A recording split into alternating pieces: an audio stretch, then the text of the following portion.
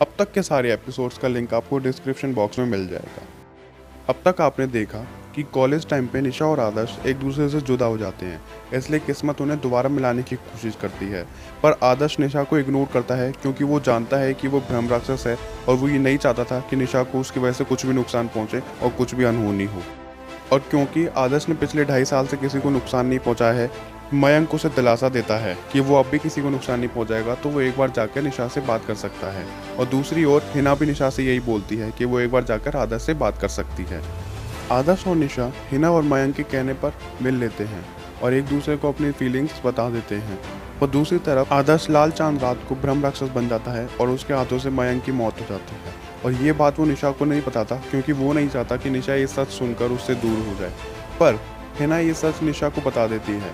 फिर जब निशा आदर्श से पूछती है तो आदर्श उसे सब सच बता देता है और वो दोनों कोशिश करते हैं कि आदर्श इस श्राप से मुक्ति पा सके, पर उन्हें कुछ भी तोड़ नहीं मिलता है।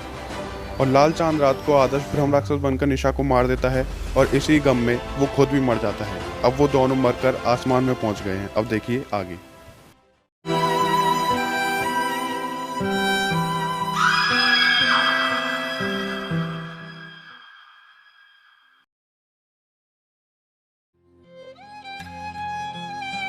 निशा, देखो किस्मत का खेल क्या है।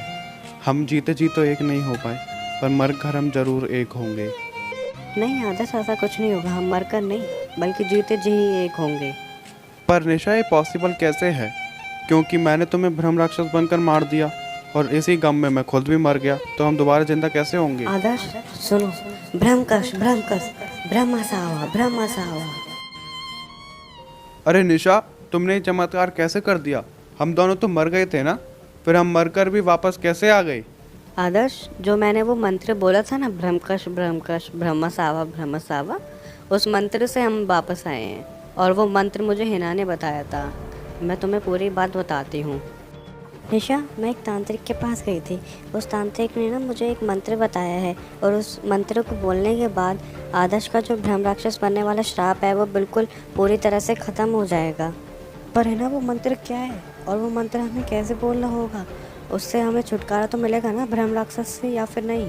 अरे है ना, वो कोई मामूली मंत्र नहीं है। वो मंत्र ये है, ब्रह्मकश ब्रह्मकश ब्रह्मसावा ब्रह्मसावा।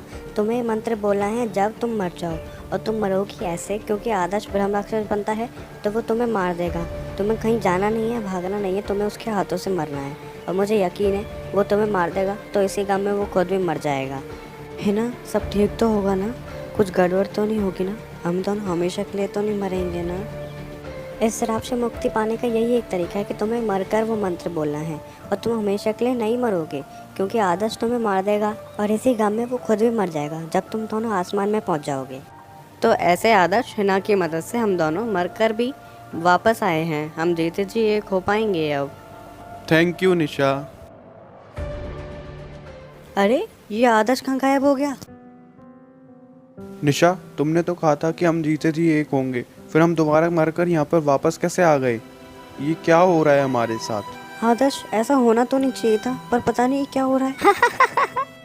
अरे माही, तुम तो 2.5 साल पहले मेरे हाथों से मरी थी। तुम भी यहीं पर हो अभी तक? तुम्हें दूसरा जन्म नहीं मिला है? दूसरा जन्म क्या? मैं तो हमेशा यहीं पे रहूंगी। मैंने ही तो तुम्हें यहाँ पर वापस बुलाया है, क्योंकि जो एक बार मर जाता है और आसमान में आ जाता है वो दोबारा पृथ्वी लोक पे नहीं जा सकता कभी भी। तुम यहाँ से वापस अब कभी नहीं जा सकते जब तक तुम्हें दूसरा जन्म नहीं मिल पाता।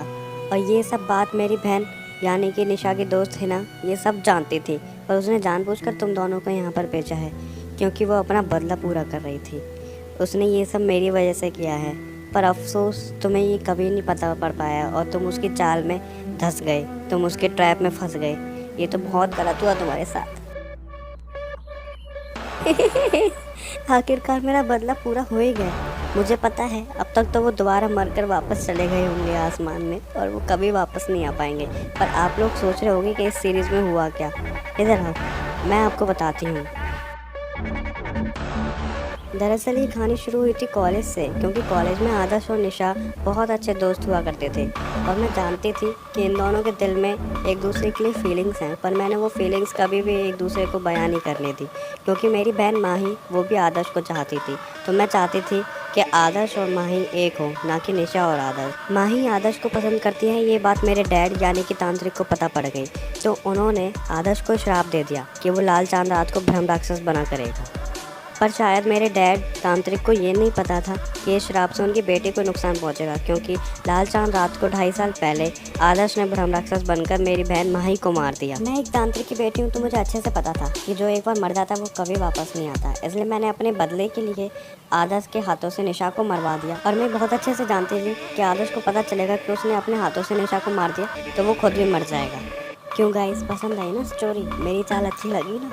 बेचारे निशा और आदर्श, मुझे उनके लिए बहुत दुख हो रहा है, क्योंकि मेरी चाल के चलते वो कभी एक हो ही नहीं पाए, ना कॉलेज टाइम में एक हो पाए, और किस्मत ने अब उन्हें दोबारा मिलाया तो जब भी मैंने अपनी चाल चलकर उन दोनों को मरवा दिया। गाइस ये सीरीज़ थी यहीं तक। उम्मीद है आपको ये सीरीज़ पसंद आई होगी, और सीरीज़ के लिए चैनल को सब्सक्राइब करें, वीडियो को लाइक करें, शेयर करें, कमेंट करें। Thanks for watching.